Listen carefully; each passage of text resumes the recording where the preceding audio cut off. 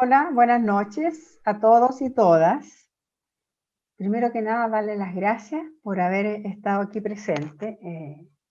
Nuestra idea inicial, por supuesto, como siempre, había sido hacerlo de forma presencial, pero bueno, la vida nos ha deparado otra cosa. Lo importante es que nos veamos, que nos podamos mirar, así que sea, ya estamos un poquito acostumbrados a este sistema.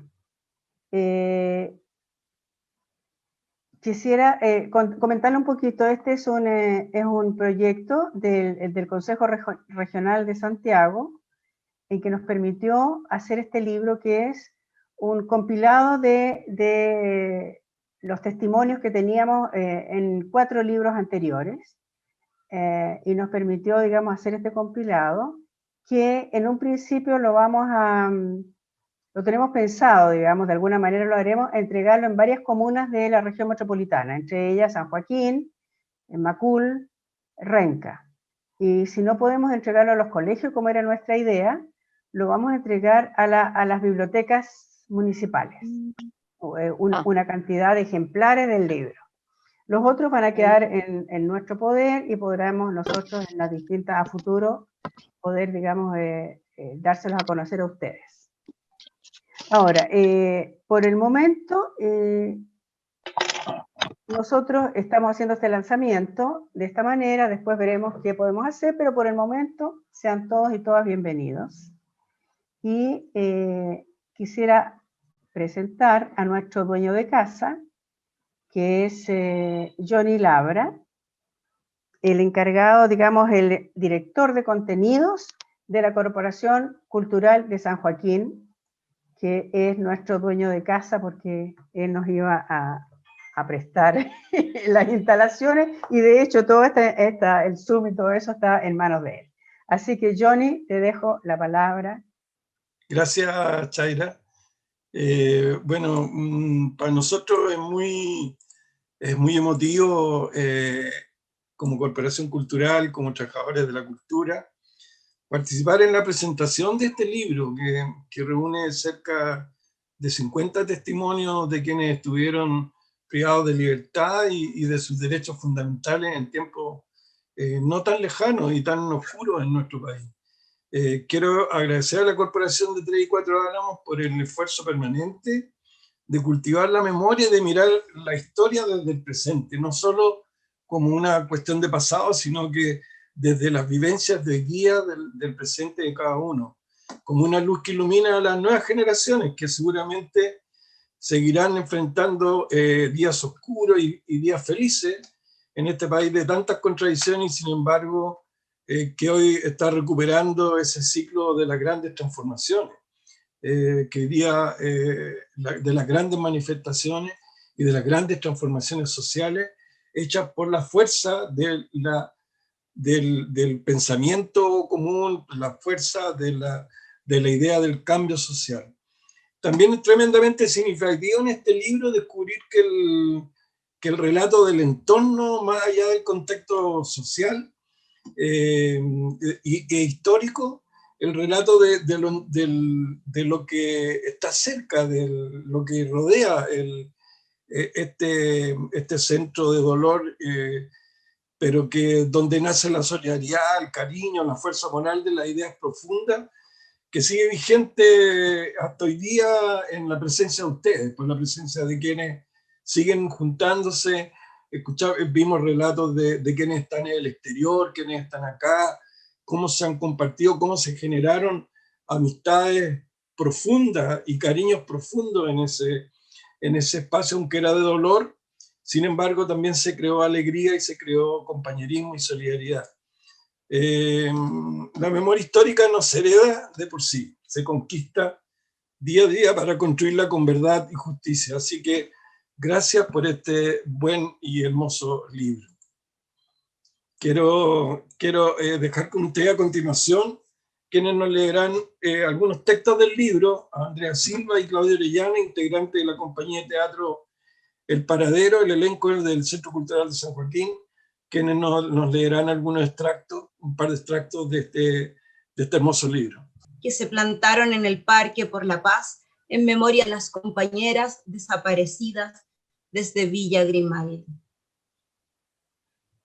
que en cada flor silvestre de este parque florezca tu recuerdo, amiga mía, que tu ombú nunca más sea manto de dolor y desamparo, que su copa eleve majestuosa tu canto de amor y de justicia, que a cada paso el visitante respire la paz de tu vigilia, que no percibas mi quejido ni lamentos, que sienta en este espacio palpitante y renaciente la caricia esperanzada y prometedora de tus sueños. Tus compañeras de lucha y de prisión los hacen revivir en los hijos y en los nietos, para que nunca muera la razón por la que te arrancaron a la vida. Mujer, compañera y amiga, recordarte es dignificar por siempre tu memoria y seguir afirmando contigo. Nuestros sueños fueron hermosos, no se realizaron, pero somos felices de haberlos tenido. 8 de marzo 2017, Europa. Luis Ramón Rojas. Cuatro Álamos era un lugar de incomunicación para prisioneros políticos. Los que pasamos por este lugar lo hicimos para recuperarnos de las torturas realizadas en otros campos de concentración. En mi caso, fui interrogado en el Nido 18 y 20, centros utilizados por los servicios de seguridad de la FACH. Estuve 15 días y 14 noches del año 1975.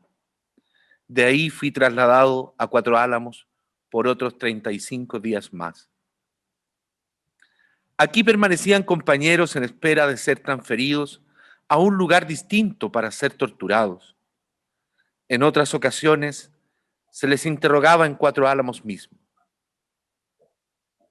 Era un lugar siniestro. No sabíamos cuál sería el siguiente paso. ¿Qué deberíamos asumir cada uno? No conocer tu destino era una tortura permanente. En total, estuve desaparecido por 50 días. Durante este tiempo, mi familia no supo dónde me encontraba, hasta que fui trasladado a Tres Álamos, lugar de libre práctica. Para mostrar ante el mundo el atropello a los derechos fundamentales de las personas, este recinto debiera ser un lugar de recogimiento permanente. La variedad aquí se nota. Estudiantes y mineros, taxistas, mozos y obreros, artistas y lustrabotas, un médico, un peón de hojotas, un militar en desgracia y un Tony que hace sus gracias, comparten esta prisión. Como dijo un contador, esta sí que es democracia.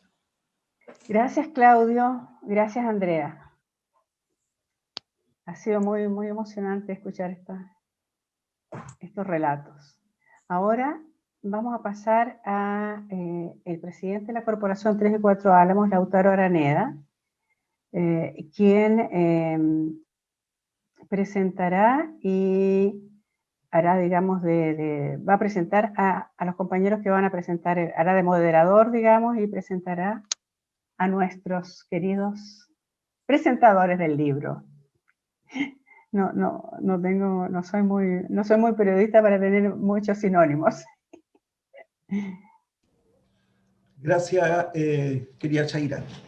Bueno, lo primero que nosotros quisiéramos como corporación 3 y 4 Álamos, desearle a todas y todos una cordial y cálida bienvenida y partir agradeciendo a la Corporación Cultural de San Joaquín por contar siempre con su apoyo y en especial de su director Johnny Labra, que junto a todo el equipo técnico hacen posible esta actividad cultural y muchas otras. Bueno, hoy tenemos dos invitados de lujo, bueno, más bien dos compañeros de lujo en la presentación de nuestro libro de testimonios. Yo también estuve en 3 y 4 Álamos, los cuales nos comentarán sus reflexiones. El primero de ellos, el primer compañero, nuestro querido Jorge Montealegre Iturra, que muy joven fue detenido por la dictadura cívico-militar y estuvo los primeros días, que fueron terribles, los primeros días en el Estadio Nacional y luego trasladado a Chacabuco, al norte de nuestro país. Él es escritor y periodista, académico de la Universidad de Santiago, de Chile, ¿no? La USACH, y en el ámbito que nos reúne ha publicado los libros, comillas, frazadas del Estadio Nacional en la época en que estuvo en el estadio, por lo tanto, un Jorge Montealegre muy joven, lleno de ideales, y que lo ha mantenido hasta ahora. Luego, Memorias Eclipsadas, con una bajada de título que dice Duelo y resiliencia comunitaria en la prisión política. Y el tercero es Derecho a fuga, una extraña felicidad compartida.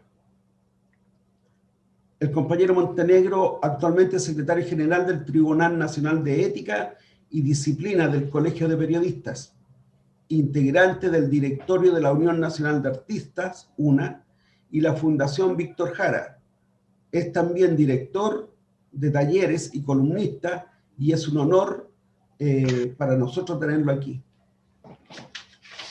Luego... después presenta el otro, ¿Lo presentamos después? Cuando vaya a hablar él. Compañero Montenegro tiene la palabra. Montealegre. Montealegre. Muchas gracias, muchas gracias. Agradezco la invitación, que me hayan considerado junto a Mario para presentar este libro, una presentación que ya sabemos por qué se ha ido postergando, hemos tenido muchos problemas, y la ley de Murphy no ha sido derogada. En la nueva constitución ojalá no esté la ley de Murphy, ¿no? Y espero que toda esta presentación resulte lo mejor posible. Cuestión que nadie puede garantizar, pero espero que sea lo mejor posible. Este libro lo hemos seguido harto tiempo, como decía, desde el primer libro que apareció ya en el 2007, yo seguí la colección, ¿no? El segundo es bien distanciado, es del 2013, creo que me perdí el tercero, y el cuarto es del 2015, ¿no? Hasta esta edición que es 2019, 2020, y la estamos presentando en 2021, ¿no? Y a lo mejor va a seguir creciendo. Ahora, habría que decir que las primeras ediciones tienen cierta precariedad editorial, ¿no?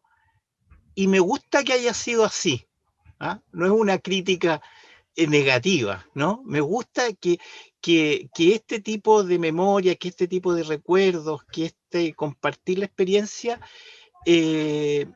nazca desde la precariedad, ¿no? A lo mejor correspondía que fuera así, hecha con el esfuerzo de siempre, con la solidaridad de siempre, de menos a más, organizándose para que resultara y sin renunciar a sacar el próximo, ¿no? En uno de sus volúmenes está la solidaridad internacional, que nos recuerda el exilio. Creo que hubo una ayuda ahí desde Suecia, ¿no? Entonces, bueno, recordar eso. Nosotros hemos sido ingratos respecto de la solidaridad internacional, ¿no? En esta última edición está también la ayuda del Estado, ¿no? Y está bien que sea así, pues tenemos derecho a eso. Y a esta edición que es muy digna, digamos, ¿no? Y nosotros, como comunidad, ¿no es cierto?, siempre hemos luchado por convertir la precariedad en dignidad, la miseria en dignidad, los dolores en dignidad, la lucha en dignidad, la memoria en dignidad y la dignidad en memoria, ¿no? Y eso es lo que nos reúne hoy día. Me gusta el título, no solo porque una llamada de atención en uno de los volúmenes de las compañeras que ahí estuvieron, en un momento en que la mayoría de los libros testimoniales eran de hombres y había poca visibilidad de las mujeres que fueron prisioneras políticas, ¿no? Hubo un volumen ahí que llama la atención, dicen, nosotras también estuvimos, no solamente hubo hombres, ¿no? Y me gusta el título también, porque era el haber estado, como lo recordaba recién un compañero que nos presentó en el Estadio Nacional o en Chacabuco, es como haber estado también en 3 y 4 Álamos, en el sentido de que las experiencias de un lugar son al mismo tiempo las experiencias de muchos lugares, correspondiente al itinerario impredecible de la prisión política, ¿no? Estuvimos en distintos lados y no sabíamos cuándo nos iban a cambiar, cuándo íbamos a salir, no teníamos condena, ¿no? Entonces muchos y muchas estuvimos en distintos lugares. La itinerancia era por los recintos, pero también por las experiencias y las personas. Las personas se llevaban la experiencia organizativa de un lugar a otro, lo aprendido en comunidad, y el aprendizaje continuaba en la nueva prisión, pero ya en la mochila había un aprendizaje, una experiencia generalmente de resistencia, de resiliencia, ¿no?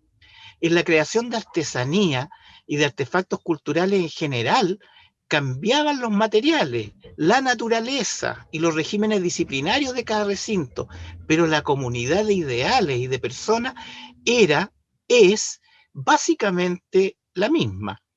En ese sentido, el valor simbólico de la memoria y lo realizado es de gran valor y hay que contarlo, vale la pena contarlo. Nos informan estos recuerdos sobre la cultura de sus creadores y creadoras, de los lugares y de los usuarios, por ejemplo, de la artesanía. ¿A quién le llegaba? La artesanía misma es un lugar de recuerdo. La artesanía misma es un sitio de memoria, ¿no? Entonces, es motivo, estos recuerdos, ¿no es cierto?, registra aquello, este libro registra aquello, y es un testimonio de dignificación y de fraternidad.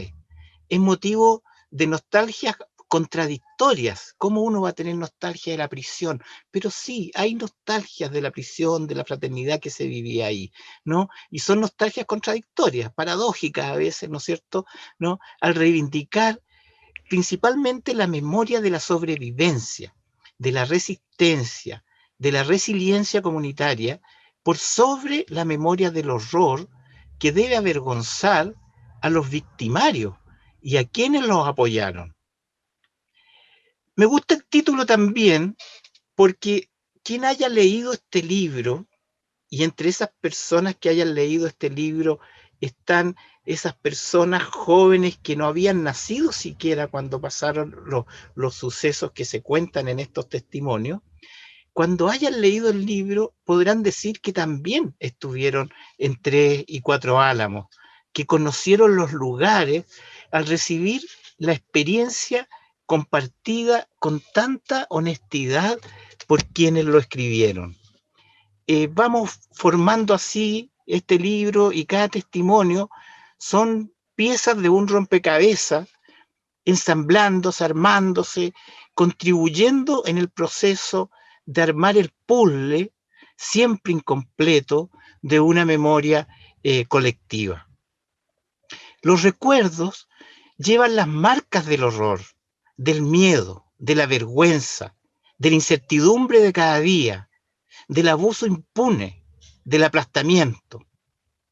Está la marca de la emergencia, en el sentido del auxilio urgente, el dolor imprevisto y el desconcierto.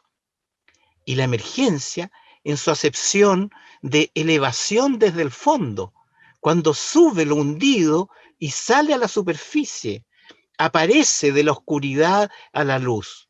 Es el duelo que significa dolor y también enfrentamiento. Ambos elementos habitaron el cuerpo, el alma y la memoria de los y las sobrevivientes de la prisión política. Ambas dimensiones, el dolor la experiencia intransferible de la humillación, la tortura, el desgarro íntimo, el aplastamiento, y el enfrentamiento de la adversidad con solidaridad, ingenio, humor y arte. Espíritu de lucha, de resistencia y resiliencia comunitaria. La sinergia del dolor y el enfrentamiento al servicio del registro y los relatos de las experiencias de prisión hace compatible los saludables y justos procesos de individuación con el aporte a la construcción de una memoria colectiva. Están las marcas personales, que también son colectivas. La blusa bordada, el dibujo de las compañeras leyendo o tejiendo, o cantando el negro José para los compañeros que están al otro lado de la alambrada, el mismo negro José convertido en muñeco, hermanado con el soporopo, la canción, el dibujo, el sketch, la artesanía, los poemas, el cine, entre comillas, de siluetas, el teatro experimental. Esa es la humanidad que estaba encerrada, la que siempre discurría cómo liberarse sin que esa fuga fuera un escape material.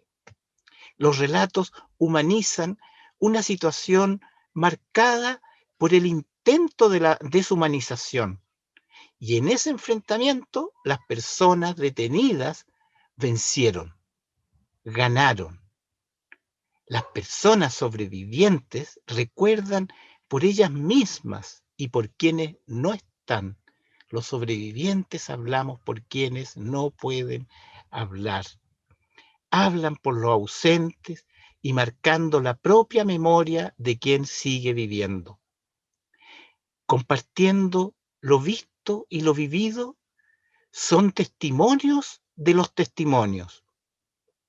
La iniciativa de compilar el relato plural de los y las sobrevivientes se ideó en un inicio como un gesto de gratitud hacia quienes solidarizaron oportuna y desinteresadamente con quienes sufrieron el secuestro cometido por el Estado, la incomunicación, la tortura, el encierro, y también un homenaje hacia esas personas, hombres, mujeres, niños y niñas, que pasaron por estos recintos y vivieron ahí un quiebre biográfico irremediable. Las características de Cuatro Álamos eran diversas a las de Tres Álamos. El primero, un recinto de incomunicación y tortura. El segundo, un lugar con cierta libertad de plática, con ciertas condiciones propicias para la acción colectiva y el autocuidado en comunidad. Así, la acogida, espontánea u organizada, a quien llegaba de la tortura era habitual. Todos, quien más, quien menos, había pasado por aquella antesala y constituían una red social comprensiva, de la venda a la luz, del desamparo absoluto al abrazo fraterno. Salir de la cárcel secreta, aunque fuera a otra prisión, era una experiencia paradójicamente liberadora. Este contraste era vigilado desde las torretas que se asomaban tras los altos muros de la prisión. Más abajo, gracias a la imaginación, no faltó quien huyó de la prisión escurriéndose por un desagüe, montando un caballito de mar. Una historia de esa comunidad, ¿no? Y Aguilera nos puede contar un poco más de ella, ¿no? Montado en un caballito de mar, arrancar, salir, fugarse de la prisión, soñando también. Una historia de esa comunidad que seguirán contándola, repitiéndola, como un patrimonio simbólico que le pertenece a ellas y ellos, ¿no? Y que ahora se comparte. Por eso digo que quienes lean este libro, aunque no hayan estado afortunadamente físicamente en 3 o 4 Álamos, van a tener la experiencia, gracias a la lectura, gracias a esta recopilación de relatos, de haber estado, de haber compartido esa experiencia de muchas voces honestas que yo, por supuesto, felicito y agradezco nuevamente el haber tenido el privilegio de conocer estos relatos. Así que muchas gracias y felicitaciones a las editoras, los editores, a todos los que algo pusieron para que esto resulte, así como está resultando esta presentación. Muchas gracias. Querido compañero, muchas gracias por su lectura, por su preclaro de ponernos en el contexto de ese lugar de sufrimiento, pero a su vez de mucha esperanza y de vida cotidiana, de cada día, de lucharle a la adversidad. Muchas gracias nuevamente. A continuación va a estar con nosotros el compañero Mario Aguilera Salazar, el cual es periodista, titulado en la Universidad de Burdeos en Francia. Allí vivió un exilio de 14 años, hacia donde fue expulsado en 1975, luego de permanecer casi un año detenido en dictadura. Estuvo 40 días desaparecido, con todo que eso significa, y pasó por lugares de detención y tortura conocidos como Londres 38, José Domingo Cañas, Villa Grimaldi y 3 y 4 Álamos, respectivamente. Reconocido como prisionero de guerra, Prigue, cuando estuvo en 3 Álamos, fue elegido por sus compañeros como presidente del Consejo de Ancianos, que seguramente él ya nos explicará lo que eso conllevaba a ser presidente del Consejo de Ancianos. En el exilio, trabajó en Radio Francia, fue corresponsal de la agencia EFI y de Radio Nuevo Mundo. Desde su regreso al país, a fines de 1989, ha ocupado diferentes responsabilidades tanto en el ámbito público, privado y académico. Además, fue presidente de la agrupación de reporteros de tribunales, tesorero y vicepresidente del Colegio de Periodistas. Casado, 2 hijos y 3 nietas. Es un orgullo para nuestra corporación dejarlos con ustedes para hacernos partícipe de sus reflexiones. Empezar por abrir el micrófono y agradecerles a ustedes esta invitación. De verdad, para mí es un orgullo estar aquí con ustedes. No es fácil, de verdad que no es fácil. Primero, leer el libro, porque uno cuando va leyendo el libro se va encontrando con nombres, cosas, lugares que uno conoció. No es fácil, de verdad. En algún momento yo dije por ahí, la memoria es una herida que no cicatriza jamás. Y esa herida permanece por mucho tiempo. También uno la calla por mucho tiempo. Le decía Jorge, hablaba de la mochila. Muchos llevamos la mochila muchos años, sin contar, sin decir, sin ir a los detalles. No sé, mis hijos supieron muy tarde lo que me había pasado. Sabían que había estado preso y que me habían sacado la cresta, para contar. Pero luego, en algún momento hubo que contarles algo más. Fue difícil para ellos. Ahora ya son grandes, ahora entienden. Pero uno quería llevar la mochila solo y no traspasar el peso de la mochila a los demás. Cuando uno cae detenido y llega a lugares como Londres, como Villa Grimaldi, José Domingo Cañas, La Venda Sexy, sí, tantos otros lugares que hubo en Santiago particularmente y en el resto del país también, uno primero está con la vista vendada, no ve nada, pasa mal, te pegan, te ponen electricidad, a veces cuchichea con los compañeros que están ahí. Y uno va sabiendo de a poco que hay lugares que son terribles. En aquellos lugares terribles estaba particularmente Villa Grimaldi. Ahí, por favor, no te manden, ojalá nunca llegues allí. Llegaban compañeros en muy malas condiciones cuando yo estaba en Londres, llegaban de Villa Grimaldi. Pero también, en el cuchicheo, se sabía de un lugar que se llamaba 4 Álamos. Ese lugar que se llamaba 4 Álamos era casi el paraíso, el purgatorio. Estuve un año en un colegio católico y aprendí esas cosas del cielo, el purgatorio, el paraíso, el infierno. El infierno estaba justamente en los lugares de tortura y de detención cuando recién llegabas por la DINA o más tarde por la CNI. y te hablaban de este lugar que se llamaba Cuatro Álamos. Era casi maravilloso. Había baños, había ducha, había comida, había cama. Cosa que en esos otros lugares donde estábamos no había nada de aquello. Se pasaba hambre. Pero era un detalle. Uno casi no se preocupaba del hambre. Había otras preocupaciones. Si llegaba finalmente, después de haber pasado por distintos lugares de los que se enunciaba, llegué a Cuatro Álamos. Llegué a la pieza más grande, a la 13. Terminal pesquero le decían en Tres Álamos. En Cuatro Álamos no sabíamos todavía la terminología, pero estábamos ahí. Y ahí éramos mucha gente. Éramos muchos presos. Por lo tanto, había más lugar para ver. Llegando a la orilla, la puerta de metal, llegaba la primera y te sacaban la venda. Y era un mazazo en la nuca que te llegaba, porque veías esta luz enorme, esta luz que querías ver, pero no así de golpe y sopetón. Llegaba el sol que te entraba por los ojos y te salía por las orejas. Había un pasillo largo y llegábamos a la sala al final. Allí estaban esos otros compañeros que uno no conocía. Y ahí había otro martirio. ¿Con quién hablo y con quién no hablo? Cuando tú estabas en el lugar de detención, sabías que podías hablar, salvo con aquellos que conocías, incluso con aquellos que conocías. En mi caso, fui entregada por una compañera que yo conocía. Ella me entregó en la calle, me agarró un Guatón Romo, Baclay Zapata y un tercero, y la compañera Luz Arce. Ella me poroteó, como se decía. Llegando a este lugar donde uno podía hablar, se guardaba de no hablar mucho.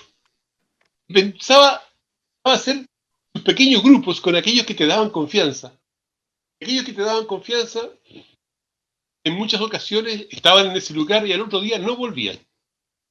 Este lugar de tránsito, que yo decía, era una suerte de purgatorio, uno se iba al cielo, Tres Álamos, o se iba al infierno. Infierno donde pasabas a ser parte de la lista, de la larga lista de los detenidos desaparecidos. Entonces, estando allí, había un hoyito que uno raspaba con pintura blanca y veía la puerta y sabía quién venía. Sabíamos qué grupo de torturadores el que venía a buscar. Uno daba el nombre, los compañeros que estaban a cargo de ese torturador se ponían nerviosos. Algunos se ponían que vomitaban, gritaban enteros. Sí, éramos valientes, claro, pero tiritábamos. Nos estábamos jugando el pellejo, no sabíamos qué iba a pasar con nosotros. Pero había cosas buenas en aquello. Se empezó a formar, sí, jugábamos al naipe. Naipe que alguien había hecho antes que nosotros, cortando cartoncitos y dibujando las cartas. Se podía jugar al naipe. Si no había con quién jugar, podía jugar incluso al solitario. Habían cartas hechas con lápiz azul y otras con lápiz rojo. Se podía jugar ajedrez. Habían piezas de ajedrez que habían sido hechas con migas de pan. Las blancas con las migas de pan, las negras con las migas de pan con ceniza de cigarro. Y se podía jugar ajedrez. Y estaban maestros, aquellos que eran capaces de jugar de una ventana con la pieza de al lado, dando la indicación respecto de dónde poner la pieza. Eso eran los más capos. Nosotros todavía movíamos las piezas. Y eso era espectacular. Como espectacular también era que en algún momento, en la pieza grande, hacíamos un show en las noches. Pero yo tenía facilidad de palabra y era así como el señor Corales de la historia, el animador. Hasta que llegó, en ese mismo instante, Arturo Barría, profesor de música del Liceo Darío Salas, hoy desaparecido.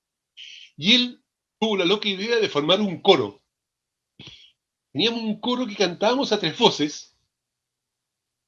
Cucú te llamó Cucú. A tres voces salía espectacular. Emocionábamos incluso hasta los guardias. Tanto así que había momentos en que venían a abrir la puerta para que los compañeros del pasillo lograran escuchar lo que estábamos cantando. Un coro en la última pieza 13. No sé, éramos 20 en el coro. Y Arturo Barría nos enseñó a cantar. Hoy ya no está. Él llegó preso con un estudiante, que era el presidente del centro de alumnos. Un cabro que llegó con uniforme. Estaban en el cementerio, enterrando a un compañero comunista que había fallecido, cantaron el Internacional, volvieron al colegio de Darío Salas y tomaron preso como a 4 profes el presidente del centro de alumnos. Meneses, Arturo Meneses. Y él Era el cabro chico del lote. Sí, yo lo apadriné como si hubiese sido un hermano chico. Conversé con él a subirle el ánimo. Felizmente algún día salió libre. No volvió, pero salió libre. Lo encontré años después, más grande. Hoy es profesor de música. Entonces, uno se va encontrando con esas cosas que dan justamente lo que decía Jorge, entregando lo peor y lo mejor de ti. Y lo mejor era entre nosotros. No teníamos nada. Pero, sí, darle la mano al compañero que venía llegando de Villa Grimaldi, darle sopa al compañero Teobaldo Tello, hoy detenido y desaparecido, porque le habían arrancado los dientes, porque había sopa. Había una comida, había comida 2 veces al día, al mediodía y en la tarde. Cosa que no había en otros lugares de tortura. En la mañana nos podíamos duchar, agua helada como el diablo, pero nos podíamos duchar. Había jabón, había un guardia, le entregábamos plata, y traía cigarros, y traía un paquete de Rinzo, y con ese paquete de Rinzo lavábamos los calzoncillos, y con esos cigarros lográbamos fumar.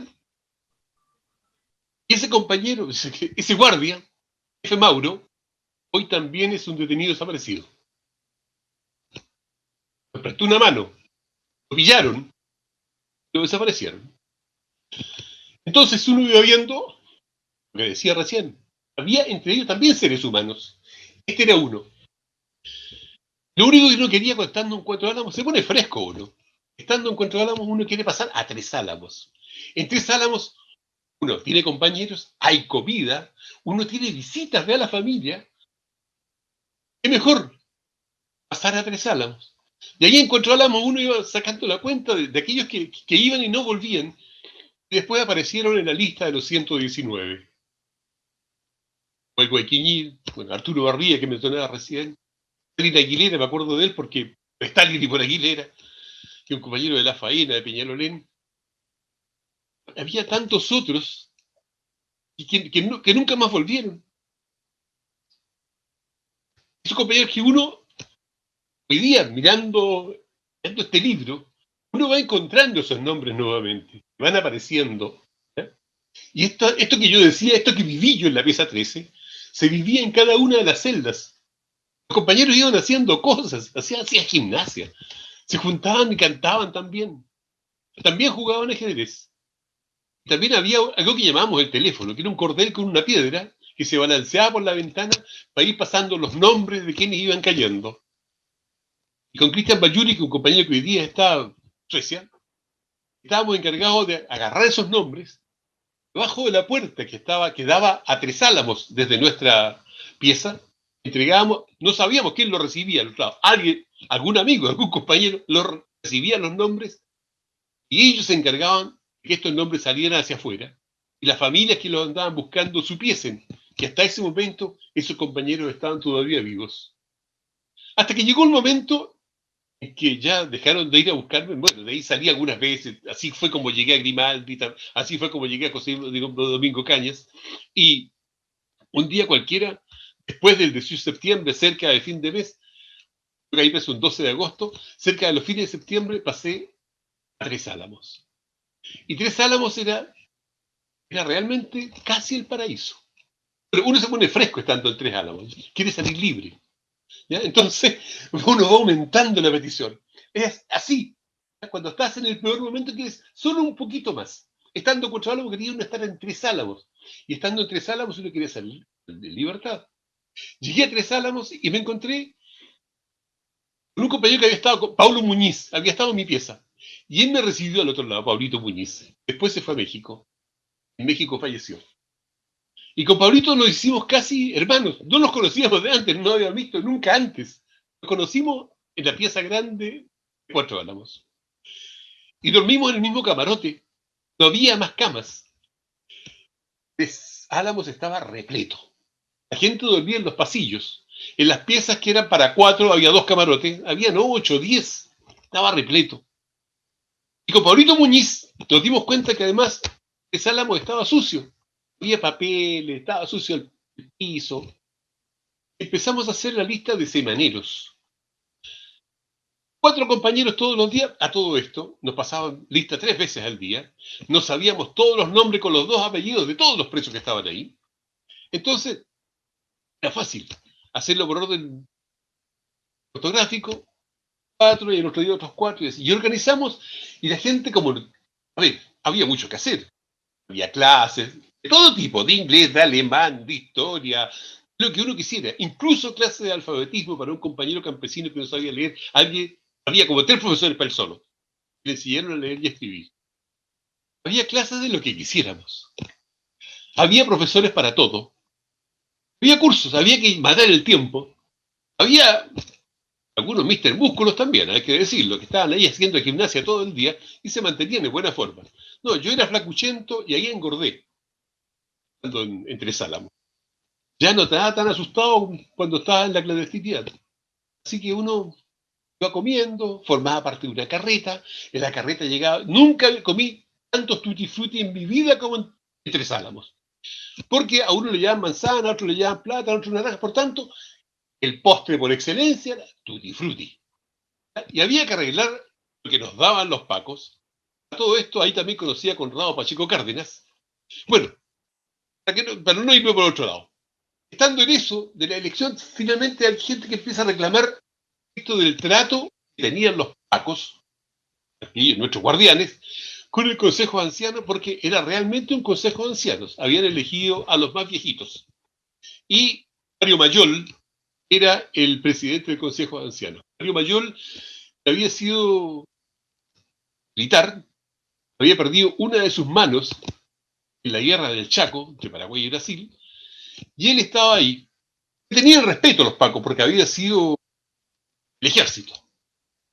Pero no lo elegimos nosotros.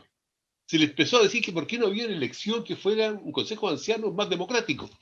Y hubo elección. Desgraciadamente, me eligieron a mí. Y eso me costó la expulsión del país. Yo caí solo, estaba solo, decía buenito, y cuando me eligen presidente del Consejo de Ancianos, Paco se dicen, Adina, qué sé yo, parece que este perico no era tan bueno. ¿Por qué el resto de los presos lo eligen como presidente del Consejo de Ancianos? A todo esto, yo tenía 22 años como presidente del Consejo de Ancianos. Y presidiendo el Consejo de Ancianos empezamos a pedir cosas. A pedir agua en la tarde, porque de lo contrario se les cortaba la luz más seguido. ¿Por qué se le cortaba la luz a los pacos? Porque teníamos piticlines. ¿Qué eran los piticlines? Los piticlines eran unos alambritos que se colgaban sacándole el carbón de las pilas, se enchufaban, se ponían adentro de la vasija de plástico con agua, el agua hervía. Era mágico. No tengo idea quién lo inventó. Cuando yo llegué y los piticlines ya estaban. Y con eso la gente iba haciendo y calentaba el agua. Cuando estaban como 10 piticlines funcionando, evidentemente que se cortaba la luz porque a veces los piticlines se cortaban, se tocaban entre sí, se hacía cortocircuito, se cortaba la luz. Piticlines que había que guardar. Y evidentemente había barretines. Y el mejor barretín era el tubo, el camarote, levantaba la pata del camarote, se metía el piticlín allá adentro y ahí quedaba. Bueno, en varias ocasiones hacían allanamientos, pero los piticlines se salvaban. Si nos descubrían uno, había que hacer otro. Había fórmulas de poder hacer el piticlín. Y también empezamos a hacer otro tipo de cosas. Había que matar el tiempo estando ahí. Además de entregar los nombres a los compañeros que iban saliendo, este lugar era mágico, Tres Álamos. Uno llegaba ahí, si bien siento le decía, me recibió Pablo Muñiz, pero no me recibieron todos. Había un abrazo, esos abrazos que se sienten de humanidad, de ganas, de amor. Y te meten y te pasan ropa, te pasaron camisa, calzoncillos, calcetines, te pasaron ropa que tenían ellos ahí para que me cambiara, ropa que yo tenía desde hacía 40 días. Tenía un chaleco que estaba un poquito manchado con sangre, pero bueno, detalle. Pero una ducha en ese lugar. Ahí fue cuando empezamos a conocer todos estos caballitos de mar que estaban en los desagües de los baños y las duchas. Caballito de mar era eso, solo eso en algún momento. Hasta que más tarde les voy a contar lo del caballito de mar. Pero cada uno también iba haciendo artesanía, se iban haciendo cosas. Pedimos el agua caliente, nos trajeron un fondo de agua caliente a las 5 de la tarde para tomar café, mate, lo que fuese. Y así, extrañamente, no se cortó nunca más la luz, porque teníamos agua caliente, cosa que le pedimos a Conrado Pacheco. Bueno, me tocó a mí ir a pedirle a Conrado Pacheco esta solicitud. Un día se me enojó Conrado Pacheco y me mandó el chucho. El chucho era una piececita que había en la casa grande, en el pabellón donde funcionaba la comandancia, que era una pieza, 4 escalones, era un poco helada, y uno lo dejaba ahí solo encerrado durante unas cuantas horas. Este pelotudo de Conrado Pacheco no se imaginaba por lo que uno había pasado. El chucho era un chiste para nosotros, aquellos que habíamos pasado por otros lugares. Así que te encerraran unas cuantas horas sin comida, era un chiste. Uno lo pasaba casi bien estando en el chucho de Conrado Pacheco. Pero también, estando los demás presos, lo que hablaba esto de las artesanías. Y estaban los que venían de Chacabuco, que traían sus piedras, y estaban ahí moviendo la piedra toda la tarde, toda la mañana, en una lija, para darle brillo y hacer un colgante para su compañera, una pulserita para la compañera. Otros que estaban ahí dándole y dándole, borrándole la cara a una moneda, para ponerle y darle la forma de una palomita, una púa, ponerle un corderito y llevárselo de regalo el día de la visita. Otros estaban cortando cuero chiquitito y haciendo cosas. Éramos todos artesanos. No sé, nos nació a todos el ser artesanos. Yo todavía no hacía nada. Algún día se les ocurrió entregarnos unos uniformes, que teníamos que tener un uniforme. Este uniforme era un pantalón de mezclilla, jeans, no le daba jeans, pantalón de mezclilla y una polera blanca. Y los compañeros comenzaron a pintarse una púa, un arbolito, una palomita. Alguien, no sé quién, vino y dibujó en la polera blanca un caballito de mar. Y era bonito. Además que solo nosotros sabíamos lo que significaba el caballito de mar. Ese caballito que veía uno cuando estaba sentado en el water y el caballito de mar que veía uno cuando estaba duchando en la mañana. Y se empezaron a dibujar caballitos de mar. Al medio del patio había un nogal. Ese nogal molestaba para el campeonato de béisbol y fútbol que nunca terminó, puesto que estaban formados los equipos y los jugadores lo iban mandando a Puchuncaví, a Ritoque, otros que se iban a Panamá, otros que se iban a México, y así el campeonato no terminaba jamás, porque se iban sumando jugadores, nuevos equipos, y se jugaba, pero molestaba el arbolito aquel. Pedimos permiso a Conrado Pacheco y nos dio permiso para que sacáramos el árbol. Nos pasaron palas, picotas, chuzos, con arrancarse los huevoncitos, nos dijo. Evidentemente no era nuestro propósito, quedaba lejos la calle además. Y sacamos el árbol. A alguien se le ocurrió empezar a cortar pedacitos de las ramitas del árbol para hacer caballitos de mar. Y se empezaron a tallar con cuchillos que salieron qué sé yo de dónde, arreglando con clavos grandes que les pegaban y hacían unas piececitas para tallar. Y fuimos tallando caballitos de mar. Y andábamos y los mandábamos afuera de regalo a nuestras familias.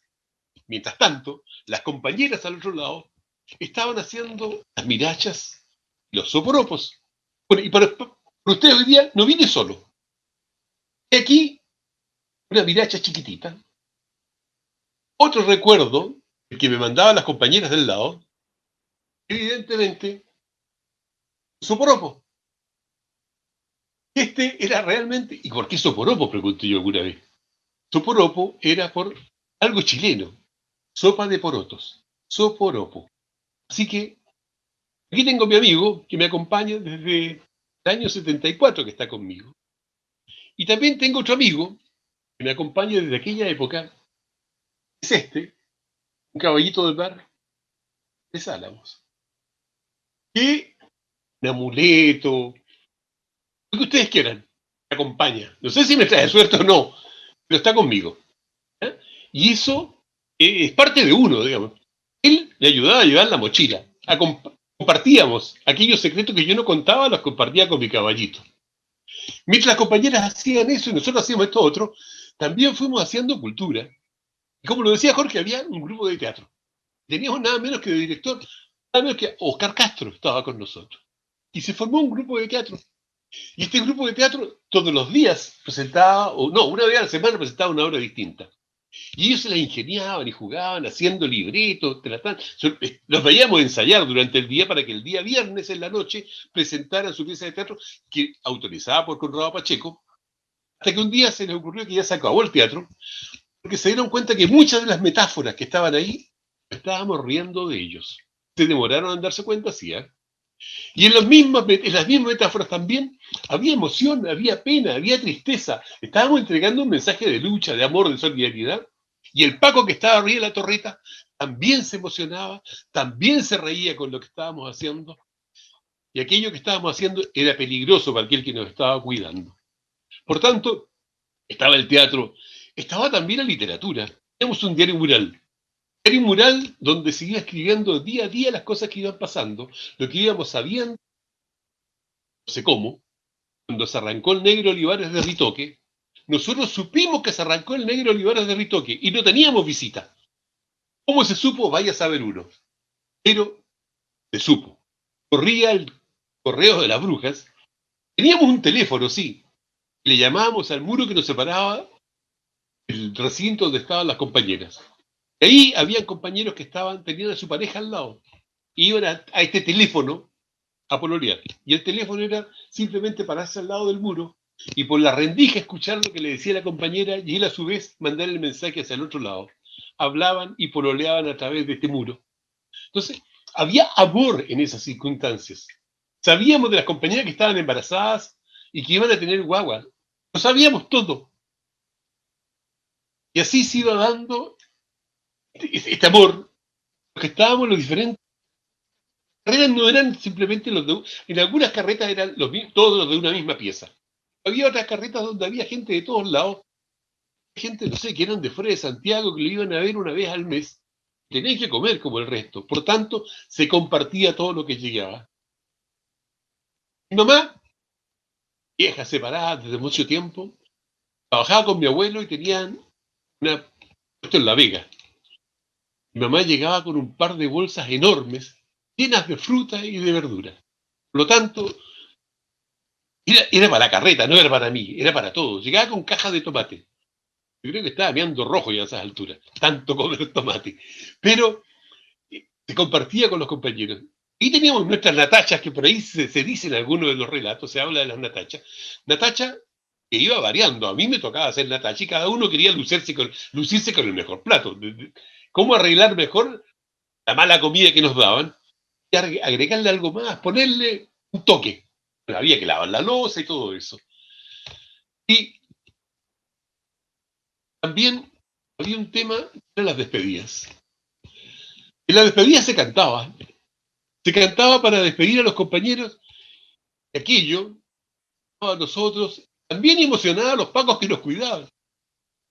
Cuando nos poníamos a cantar y escucha hermano la canción de la alegría, el canto alegre del que espera un nuevo día, ¿quién canta, sueña cantando, vive soñando el nuevo sol?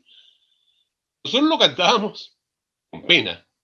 Se lo cantábamos a aquel que estaba partiendo. Vive soñando el nuevo sol en que los hombres volverán a ser hermanos. Cuando decíamos eso, teníamos al Paco haciendo puchero arriba. Había otras canciones que también cantábamos cuando iban partiendo felizmente. Después llegó el Negro José, que era más alegre.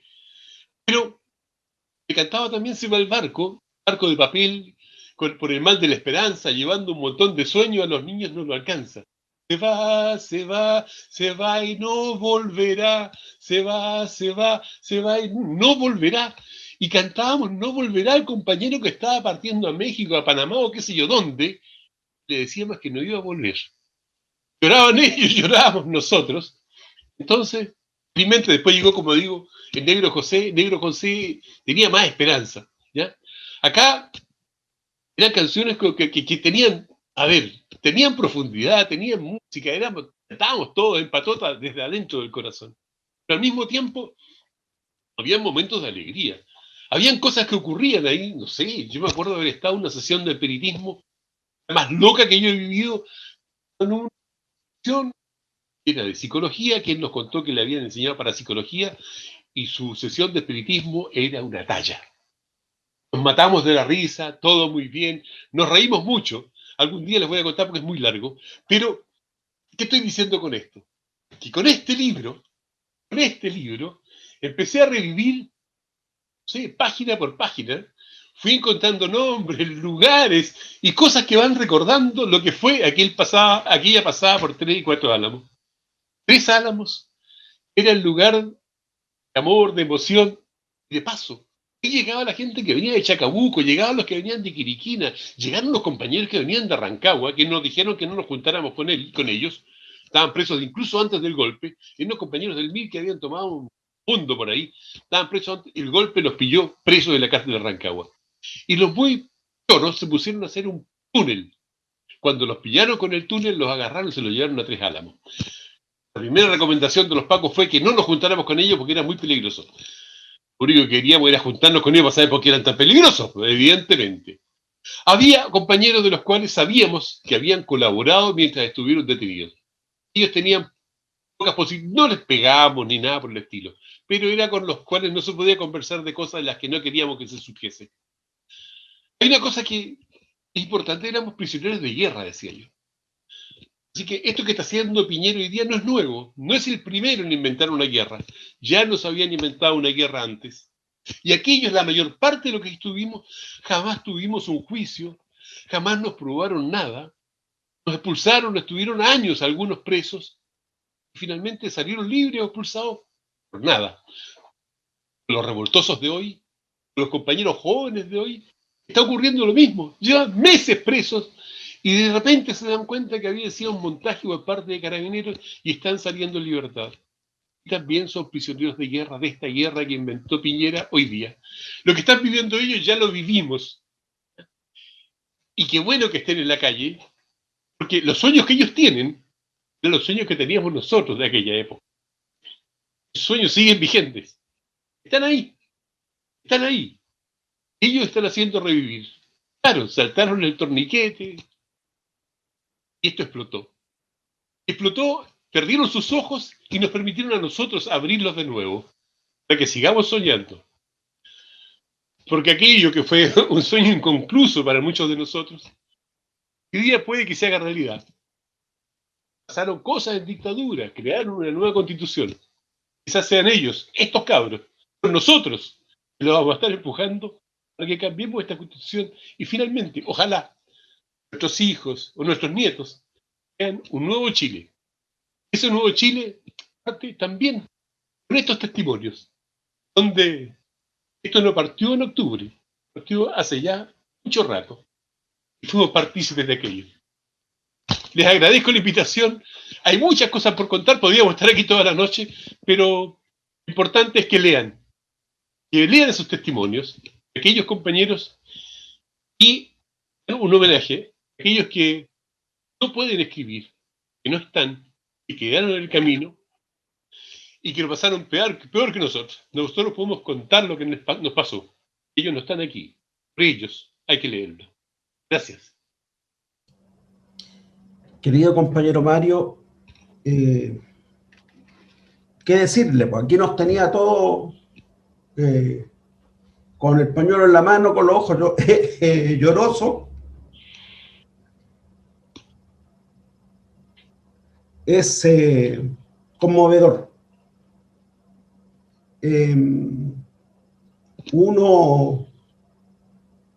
Yo creo que a todos nos pasa lo mismo, uno echa la maquinita para atrás y le vienen sus recuerdos de lo que a cada uno nos ha tocado vivir. Y por eso a ambos quisiera felicitarlo y darle un tremendo abrazo de todos nosotros y que tienen mucho todavía que dar, sobre todo a las nuevas generaciones, que ese es el empeño que 3 y 4 Álamos está enfrascado, aparte de conseguir el comodato. Nosotros como corporación hemos estado haciendo mucho trabajo con la comunidad, sobre todo con los colegios, con los estudiantes. Creemos que la memoria no es un tema de ahora, no es un tema solamente de ahora, es el pasado, es el presente que va a construir ese futuro. Por lo tanto, tener esa memoria viva, la memoria viva de ustedes, para nosotros es un tesoro y hay que cuidar. Nuevamente, agradecerle a los dos por esas bellas, fuertes y hermosos testimonios, ¿no? Y hermoso análisis que hace el compañero Jorge.